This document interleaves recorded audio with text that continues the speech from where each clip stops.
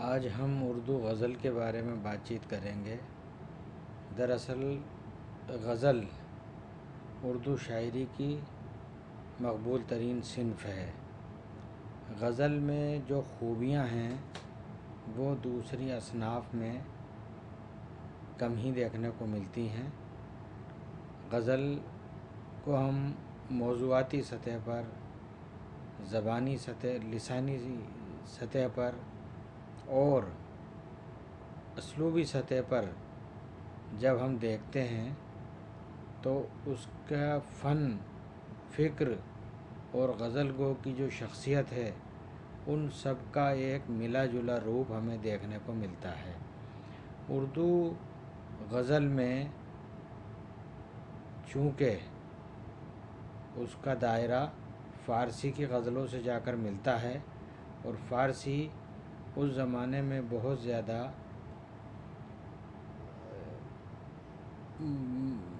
Developed زبان تھی، ایک ایسی زبان، ترقی یافتہ زبان تھی جس میں ہر قسم کے مضامین ادا ہو رہے تھے۔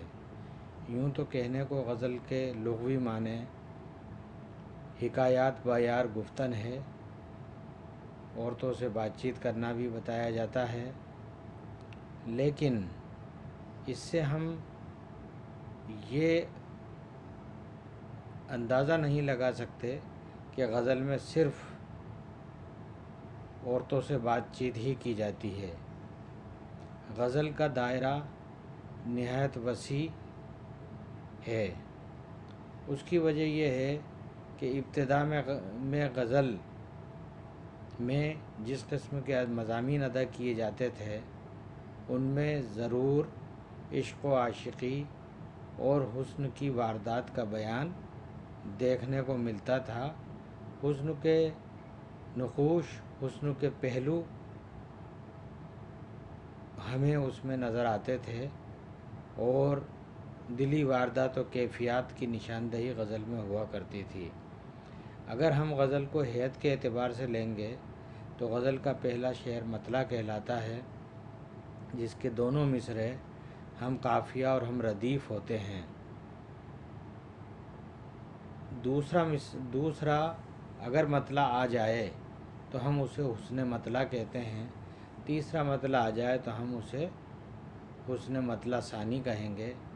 اسی طرح غزل میں آخری شعر جسے مقطع کہا جاتا ہے اس میں شاعر اکثر و بیشتر اپنے تخلص کا استعمال بھی کرتا ہے۔ یہ غزل کی موٹے طور پر ہیئتی تشکیل ہے، لیکن جب ہم غزل کے موضوعات کا دائرہ دیکھتے ہیں تو غزل بے پناہ موضوعات کی حامل ہے۔ ایک اتھاہ سمندر ہمیں غزل کے موضوعات میں نظر آتا ہے۔ اس میں حسن و عشق بھی ہے، سیاست بھی ہے، تاریخ بھی ہے، فلسفہ بھی ہے اور سماجی علوم و فنون کی عکاسی بھی ہمیں اس میں دیکھنے کو ملتی ہے۔ کئی شعراء کے ہاں سائنسی مضامین بھی ہمیں دیکھنے کو ملتے ہیں۔ اسی طرح غزل نے دھیرے دھیرے اپنے دائرے کو وسیع کرتے ہوئے انسانی زندگی کے تمام پہلوؤں، تمام موضوعات کو اپنا نشانہ بنایا ہے۔ اس لیے ہم یہ نہیں کہہ سکتے کہ غزل صرف چند موضوعات سے متعلق صنف ہے، بلکہ اس کے موضوعات کا دائرہ اتنا ہی وسیع ہے جتنا کہ ہماری یہ کائنات ہے۔ اب ہم آپ کو غزل کے عہد بعہد ارتقاء کے بارے میں کچھ روشنی ڈالنا چاہیں گے۔ دراصل غزل کا جو دائرہ ہے وہ ہماری فارسی شاعری سے جا کر ملتا ہے۔ وجہ ظاہر ہے کہ جس زمانے میں اردو ترقی کر رہی تھی اس زمانے میں ہندوستان کی सरकारी ज़बान फ़ारसी हुआ करती थी, इसीलिए जो मौज़ूआत फ़ारसी में हमें देखने को मिलते हैं, इब्तिदान वही मौज़ूआत हमें गज़ल में भी देखने को मिलेंगे। कुछ मौज़ूआत ऐसे हैं जिनको हूबहू फ़ारसी से उर्दू शायरी ने लिया है, लेकिन कुछ मौज़ूआत ऐसे भी हैं जो वक्त की रफ़्तार ने गज़ल के धारे में डाल दिए हैं।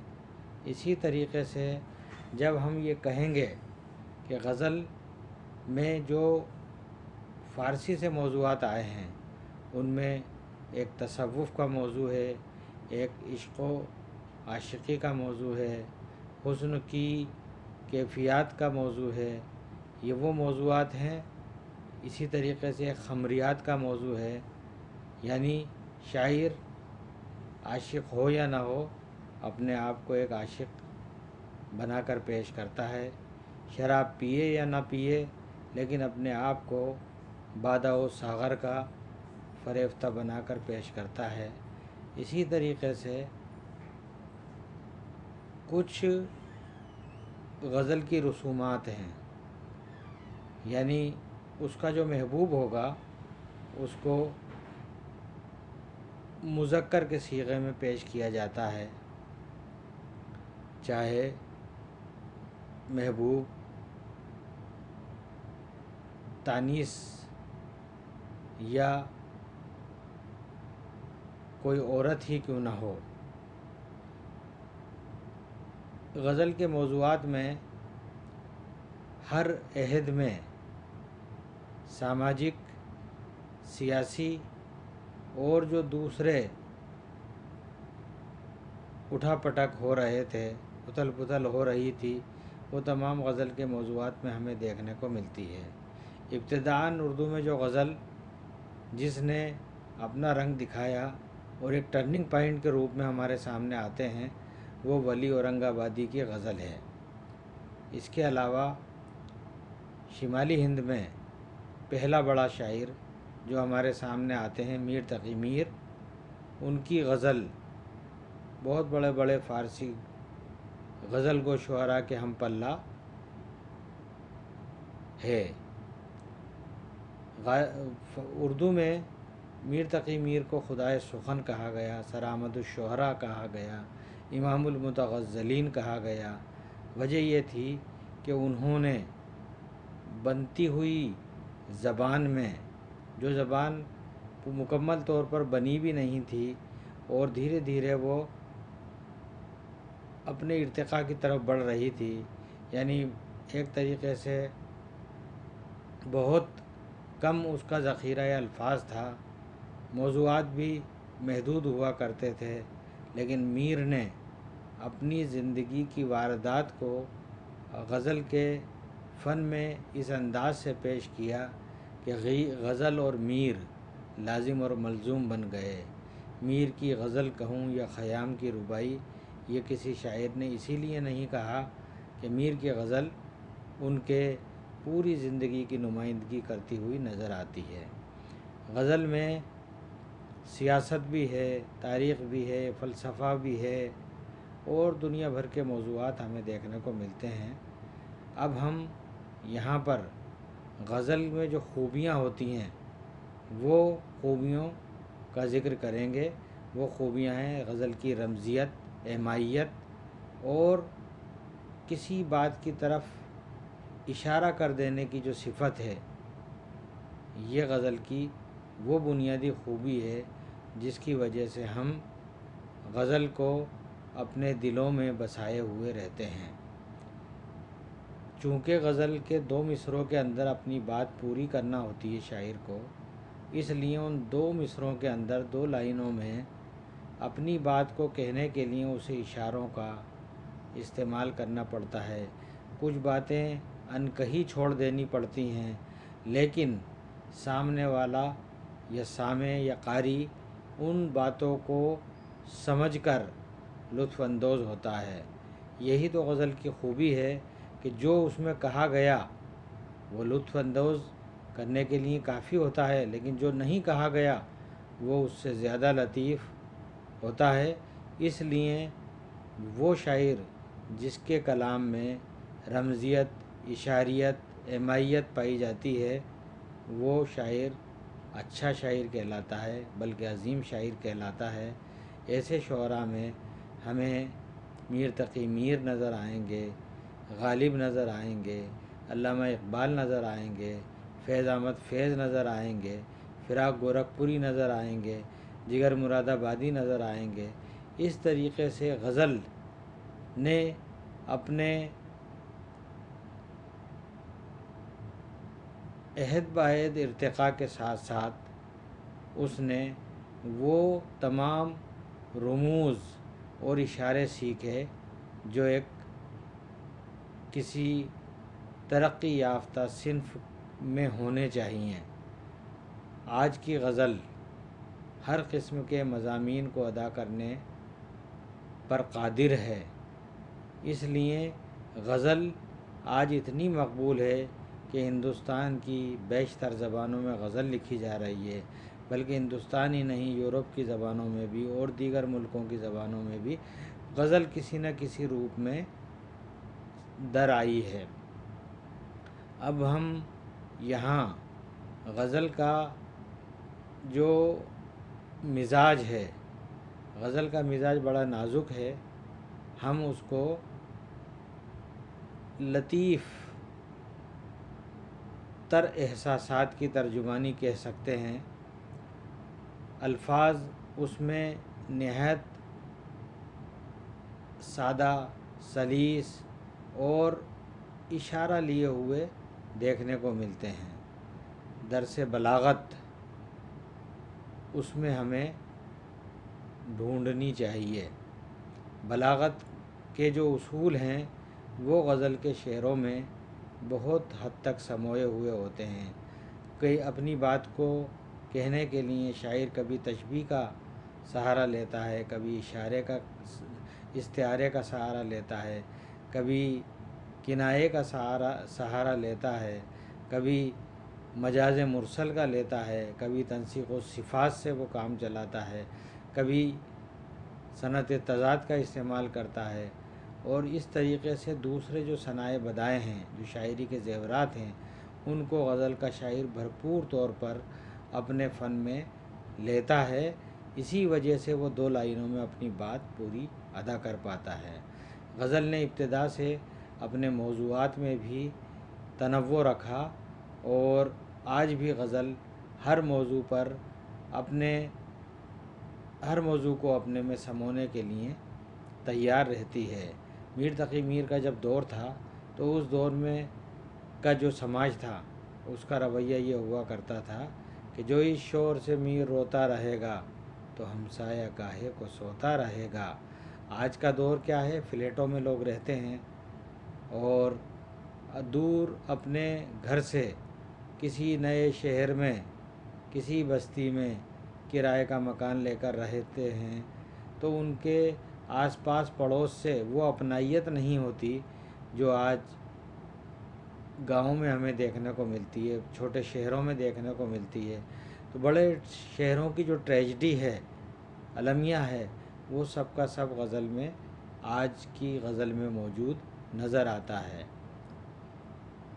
آج کا شاعر اسی بات کو جو میر نے کہی تھی وہ اس طریقے سے محسوس کرتا ہے کہ میرے گھر میں کوہرام ہوتا رہا، میرا ہمسایہ مگر سوتا رہا۔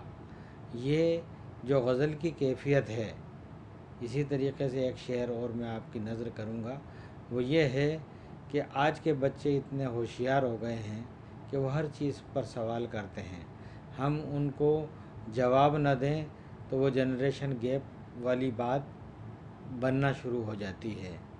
جگنو کو روشنی میں پرکھنے کی ضد کریں، جگنو کو روشنی میں پرکھنے کی ضد کریں، بچے ہمارے عہد کے چالاک ہو گئے۔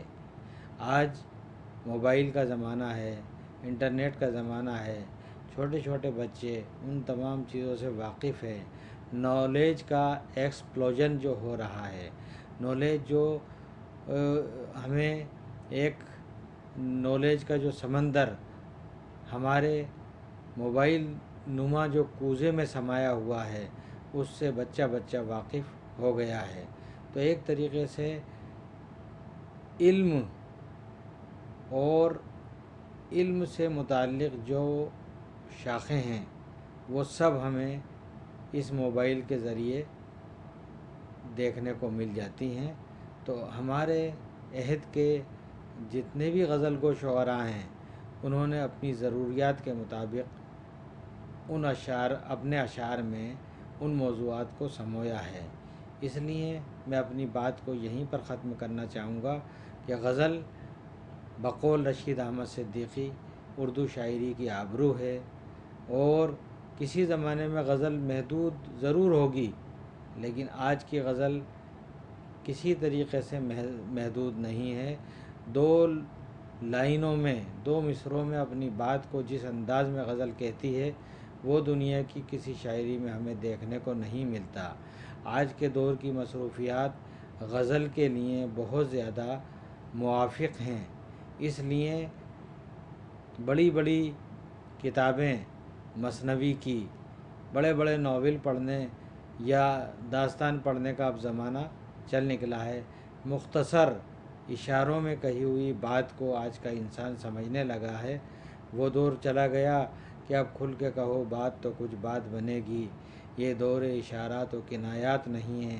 اب یہ دور اشارات و کنایات ہی ہے۔ ہر طرف جو حالات رونما ہو رہے ہیں انسان ان سے اپنے آپ کو مطابق کرنے کی کوشش کرتا ہے، اس کو اپنے میں ڈھالنے اور اس کے مطابق ڈھلنے کی کوشش کرتا ہے، اور غزل انہی چیزوں کو، انہی موضوعات کو اپنے میں سموتی چلی جا رہی ہے۔ اس لیے اردو غزل کا دائرہ آنے والے دنوں میں بھی خوش آئند رہے گا۔ لوگ اس کی مقبولیت پر حرف نہیں اٹھا سکتے، اس کو مجبوراً قبول کرنا ہی ہوگا۔ وجہ یہ ہے کہ غزل نے انسانی نفسیات کی جو باتیں ہیں وہ سب اس میں سموئی ہوئی ہیں، ان کو اپنایا ہے۔ اس لیے غزل میں جو کچھ بھی قاری یا سامع پڑھتا ہے اس کو یہ لگتا ہے کہ جیسے اس نے میرے دل کی بات کہی ہے۔ یہ جو شاعر اور یہ بات جو قاری اور سامع کے ساتھ ساتھ فن غزل میں پائی جاتی ہے، یہ مطابقت غزل کو آنے والے دور میں بھی زندہ رکھے گی، اور اندازہ یہ ہے کہ جب تک انسان دنیا میں موجود رہے گا یہ صنف غزل باقی رہے گی، کیونکہ مختصر ترین کہنے کا ہنر غزل کو آتا ہے۔ اس لیے ہم غزل کے خوش آئند مستقبل کی امید کرتے ہیں۔